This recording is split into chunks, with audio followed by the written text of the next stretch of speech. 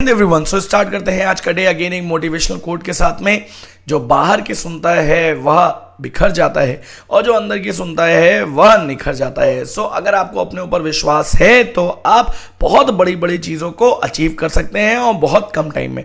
So start करते हैं आज का डे। बेटा आज है 31 में, बट पहले कल जिन बच्चों ने आंसर्स दिए हैं उनमें दो बच्चे बहुत बढ़िया तरीके से आंसर दिए हैं, जिसमें एक है मानस और एक है प्रज्वल। तो बेटा मानस और प्रज्वल की तरह अगर आप भी लगातार आंसर्स देते जाएंगे तो नेक्स्ट वीडियो में 110% आपका नाम जरूर लिया जाएगा। देखिए ये आपका पूरा न्यूज आएगा हिंदी में, बट अगर आप चाहते हैं कि इंग्लिश में भी आपको ये चीज मिले तो आप जाइए हमारे चैनल मैथ्स जुगाड़ से पे और वहां पर आपको ये सारी चीजें पूरी चीजें बेटा आपको इंग्लिश में मिल जाएंगी। यहां पर देखना शुरू करते हैं हम लोग कि आईआईटी मद्रास के स्टार्टअप अग्निकूल ने पूरी तरह से 3D प्रिंटेड इंजन वाला दुनिया का पहला रॉकेट लॉन्च किया है। देखिए after 4 fail attempts, 4 fail attempt के बाद में पहला 3D प्रिंटेड रॉकेट लॉन्च कर दिया गया है। कहां लॉन्च किया गया है ये? तो आईआईटी मद्रास ने इंक्यूबेट किया है। स्टार्टअप अग्निकूल कॉस्मोस ने single piece 3 dimensional printed engine वाला दुनिया का पहला रॉकेट लॉन्च किया है। रॉकेट अग्निबाण अगर आप देखेंगे भारत का पहला सेमी क्रायोजेनिक इंजन संचालित रॉकेट है, जिसे पूरी तरह से स्वदेशी रूप से डिजाइन और निर्मित किया गया।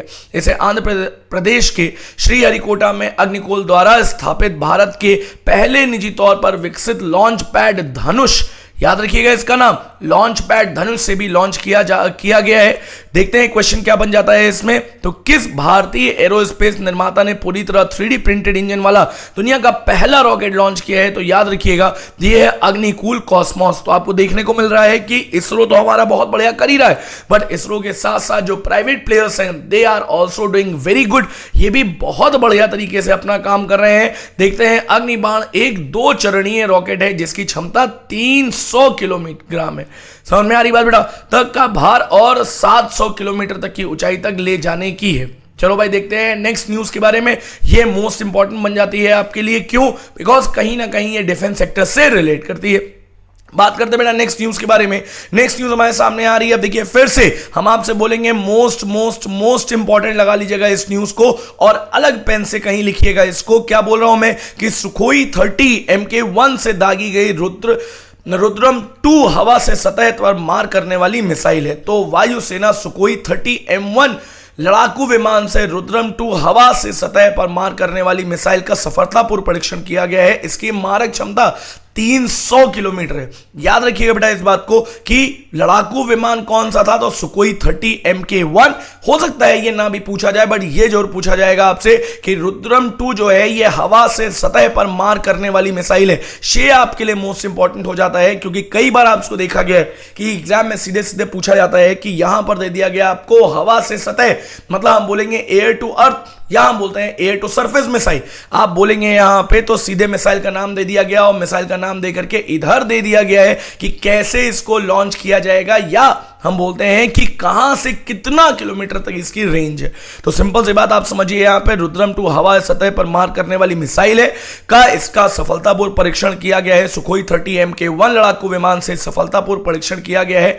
इस मिसाइल की रेंज 300 किलोमीटर है। ठीक है भाई, चलो तो एक बार थोड़ा सा यहां देख लेते हैं। रुद्रम मिसाइल DRDO द्वारा विकसित सुपरसोनिक और हाइपरसोनिक हवा से सतह पर मार करने वाली या हमला करने वाली और विकिरण रोधी मिसाइलों की एक श्रृंखला है। निर्माता कौन है इसके? Bharat dynamics limited, Bharat aeronautics और अडानी डिफेंस एंड एरोस्पेस। तो प्रकार कौन सा है बेटा? रुद्रम 1, रुद्रम 2 और रुद्रम 3। ठीक है भाई, तो मोस्ट इंपॉर्टेंट क्वेश्चन बन जाता है ये, इसलिए क्योंकि ये आपकी हवा से सतह पर मार करने वाली मिसाइल है। अच्छा, होमवर्क आप यहीं पर फिर से ले लीजिए कि हवा से सतह पर मार करने वाली और कौन कौन सी मिसाइल है, हवा से हवा में मार करने वाली कौन कौन सी मिसाइलें हैं और सतह से सतह पर मार करने वाली कौन कौन सी मिसाइलें हैं। ये आपको लिखना है आज के होमवर्क में। अगर आप इस होमवर्क कंप्लीट करते हैं तो कल आपका भी नाम इस चैनल पे स्टार्ट करने से पहले जरूर लिया जाएगा। तो देख लेते हैं बेटा नेक्स्ट खबर आ रही है हमारे पास बेलारूस से। बेलारूस ने यूरोप में पारंपरिक हथियार संधि में भागीदारी को निलंबित कर दिया है। तो बेलारूस के राष्ट्रपति एलेक्जेंडर लुकाशेंको ने यूरोप में पारंपरिक सशस्त्र बलों पर संधि CFE को निलंबित करने के दस्तावेज पर हस्ताक्षर किए। बेलारूस के विदेश मंत्रालय ने कहा है कि CFE को निलंबित करने का निर्णय यूरोप में मौजूदा पारंपरिक हथियार नियंत्रण प्रणाली के पतन पतन और क्षेत्र में सैन्य और राजनीतिक स्थिति के निरंतर बढ़ने के संदर्भ में किया गया है। तो याद रखनी है आपको यह बात कि बेलारूस ने यूरोप में पारंपरिक हथियार संधि में भागीदारी को निलंबित कर दिया है। राजधानी क्या है बेलारूस की? बेटा राजधानी है यहाँ पे मिन्स्क। मुद्रा क्या है? बेलारूसी रूबेल। राष्ट्रपति कौन है? Alexander Lukashenko. देखिए याद रखिएगा इनका नाम कई बार आपसे पूछा गया है और कई बार इनका नाम अलग अलग जगह पर आया है, अलग अलग न्यूज में भी इनका नाम आता रहता है। तो याद रखिए अलेक्जेंडर लुकाशेंको कहां के हैं? ये बेलारूस के हैं और बेलारूस के बाद बेलारूस के राष्ट्रपति हैं और उसके बाद मुद्रा कौन सी है? बेलारूसी रूबेल। बेलारूसी रूबेल के बाद राजधानी क्या है इसकी? मिन्स्क। समझ में आ गई बात? चलो भाई देखो आगे बढ़ते हैं हम लोग, बहुत ध्यान समझिएगा। अच्छा यहां पर एक चीज छूट गई है, देखो ये आप देख लीजिए, मोस्टली इंपॉर्टेंट है कि मंत्रालय ने कहा है कि यदि नाटो संधि के निलंबन को समाप्त करता है तो बेलारूस भी ऐसा ही करेगा। ठीक है, चलिए भाई देखिए आगे बात करते हैं हम लोग, बहुत ध्यान समझिएगा। अब हम लोग बात करने जा रहे हैं यहां पर दक्षिण कोरिया के शिनहान बैंक को एचडीएफसी क्रेडिला में 11% हिस्सेदारी हासिल करने के लिए सीसीआई की मंजूरी मिली है। अब बेटा सीसीआई क्या है? सीसीआई है आपका कॉम्पिटिशन कमीशन ऑफ इंडिया। तो कॉम्पिटिशन कमीशन ऑफ इंडिया के बारे में जितनी चीजें, इसके चेयरमैन कौन है, कहां पे इसका मेन हेडक्वार्टर है, ये जितनी चीजें हैं ये सीसीआई के बारे में आप लिखेंगे। फिर से हम देखते हैं यहां पे, तो भारतीय प्रतिस्पर्धा आयोग सीसीआई, जिसको हम कंपटीशन कमीशन ऑफ इंडिया बोलते हैं, ने दक्षिण कोरिया स्थित शिनहान बैंक के एचडीएफसी क्रेडिला फाइनेंशियल सर्विस में 11% हिस्सेदारी को प्रस्तावित अधिग्रहण को मंजूरी दे दी है। अब ये याद रखना है आपको कि ये एचडीएफसी क्रेडिला फाइनेंशियल सर्विसेज करती क्या है? तो बेटा एचडीएफसी क्रेडिला फाइनेंशियल सर्विसेज या मुख्य रूप से भारत और विदेशों में शिक्षण ऋण प्रदान करने के व्यवसाय में लगी हुई है। या अन्य ज्ञाप्ति में सीसीआई ने मैट्रिक्स फार्मा की 43 प्रयोगशालाओं में 100% हिस्सेदारी हासिल करने को मंजूरी दी है। ठीक है, तो बेटा मेन क्या याद करना है आपको? मेन आपको ये याद करना है कि किस दक्षिण कोरियाई इकाई ने एचडीएफसी क्रेडिला फाइनेंशियल सर्विसेज में 11% हिस्सेदारी के लिए सीसीआई से मंजूरी मिली है। तो याद रखिएगा बेटा ये है आपका शिनहान बैंक। चलिए भाई नेक्स्ट खबर की तरफ चलते हैं हम लोग। नेक्स्ट खबर आपके लिए फिर से देखिए मोस्ट इंपॉर्टेंट आ रही है। मोस्ट इंपॉर्टेंट नहीं कहेंगे हम, बट कभी कभी ऐसा क्वेश्चन पूछ लिया जाता है। अगर आपकी किस्मत खराब है तो ऐसा क्वेश्चन पूछा जाएगा, अदरवाइज क्वेश्चन बहुत कम आता है। देखते हैं क्या है कि स्वीडन सरकार ने यूक्रेन को 13 बिलियन क्रोनर या यूएसडी 1.23 बिलियन की सैन्य सहायता देगी, जो स्वीडन द्वारा अब तक का सबसे बड़ा सहायता पैकेज है।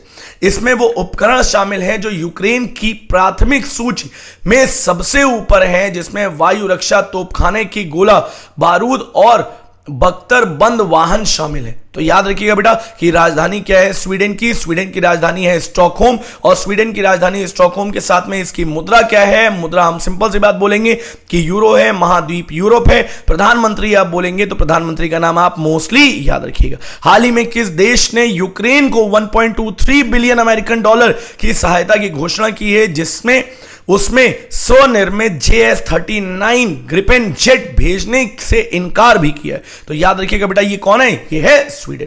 चलिए भाई नेक्स्ट की बात करते हैं हम लोग, और नेक्स्ट में हम बढ़ेंगे तो क्या आ रहा है यहां पर? खबर आ रही है आपकी वर्ल्ड बैंक से।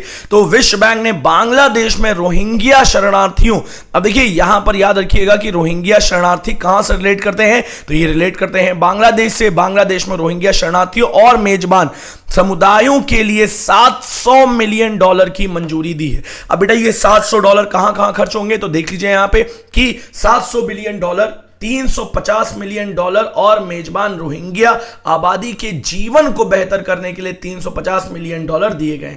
तो एक क्या है कि मेजबान समुदायों और विस्थापित रोहिंग्या आबादी के लिए सेवाओं और अवसरों के लिए $350 मिलियन, और आगे देखेंगे आप तो आबादी के जीवन को बेहतर करने के लिए, जीवन को बेहतर बनाने के लिए $350 मिलियन की राशि दी गई है। याद क्या रखना है आपको? बांग्लादेश की राजधानी है ढाका, मुद्रा है बांग्लादेशी टका, प्रधानमंत्री आप देखेंगे शेख हसीना और राष्ट्रपति आप देखेंगे तो मोहम्मद शहाबुद्दीन। ठीक है भाई, समझ में आ गई इतनी बात। तो क्वेश्चन क्या बनता है ऐसे, हाल ही में विश्व बैंक ने बांग्लादेश में रोहिंग्या शरणार्थी मेजबान समुदायों के लिए कितने मिलियन डॉलर या कितने मिलियन डॉलर फंड को मंजूरी दी है? तो 700 मिलियन डॉलर फंड को मंजूरी दी है।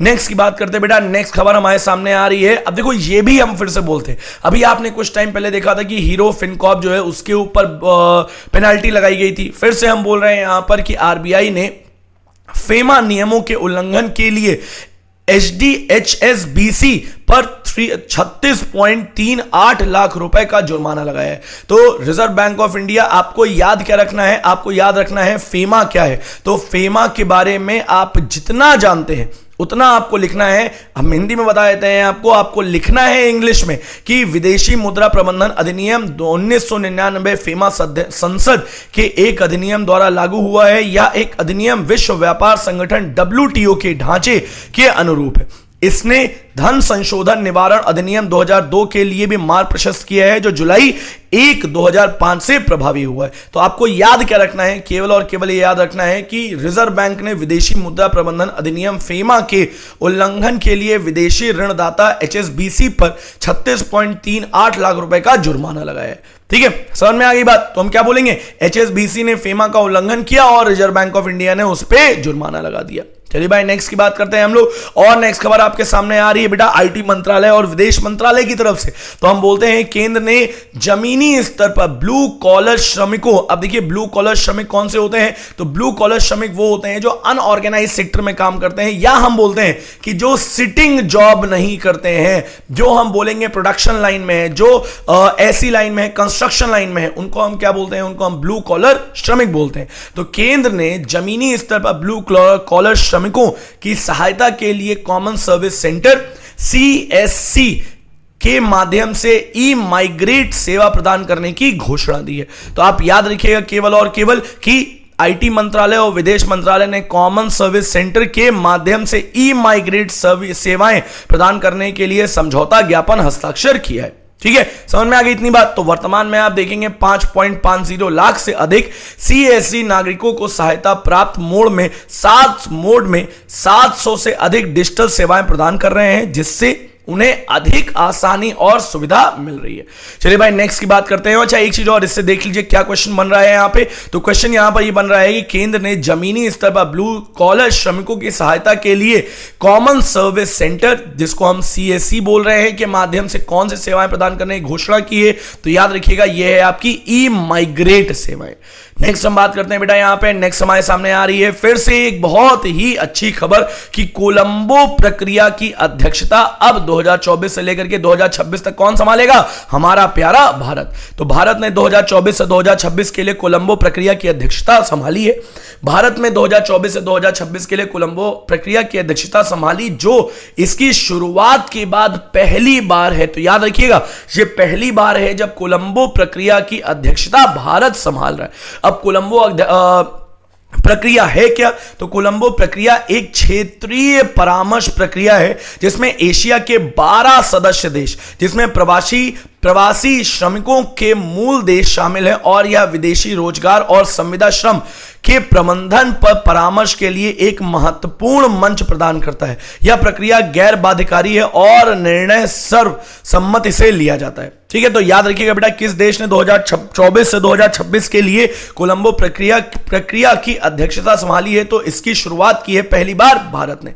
नेक्स्ट बेटा बात करते हैं हम लोग। नेक्स्ट खबर हमारे सामने आ रही है कि दूरसंचार प्रदाता भारती एयरटेल ने शरद सिन्हा को 3 जून से एयरटेल बिजनेस के CEO के रूप में नियुक्त किया है। तो बेटा याद रखिएगा कि बेटा ये हंसता हुआ चेहरा जो है ये किसका है? ये चेहरा है आपका शरद सिन्हा जी का, जिनको एयरटेल बिजनेस के CEO के रूप में नियुक्त किया गया है। तो केवल और केवल देखो इतनी बातें आपको मेनली जाननी है इससे। हाँ, आप जानना चाहें तो भारतीय एयरटेल के अध्यक्ष सुनील मित्तल जी हैं, MD CEO गोपाल विठल जी, और इसके बाद जितने भी नाम है, या मुख्यालय इसका नई दिल्ली में है। केवल और केवल इतनी बात आपको जाननी है। देखिए ये थी आज की सारी खबरें जो मोस्ट इंपॉर्टेंट हो जाती हैं आपकी डिफेंस पर्सपेक्टिव से, या हम बोलते हैं डिफेंस एग्जाम के नजरिए से जो इंपॉर्टेंट खबरें हैं वो सारी आपको बता दी गई हैं। जितनी बातें हैं उतनी मोस्ट इंपॉर्टेंट तरह से हमने की हैं। एक चीज और कि लगातार अगर आप कमेंट करते जाएंगे तो आपका नाम भी नेक्स्ट लेक्चर में जरूर लिया जाएगा। जितना आप लिखते हैं उतना आपको याद हो जाता है। The more you right the better you learn. तो हम मिलते हैं बेटा नेक्स्ट टर्न पे, तब तक के लिए थैंक यू सो मच। जय हिंद।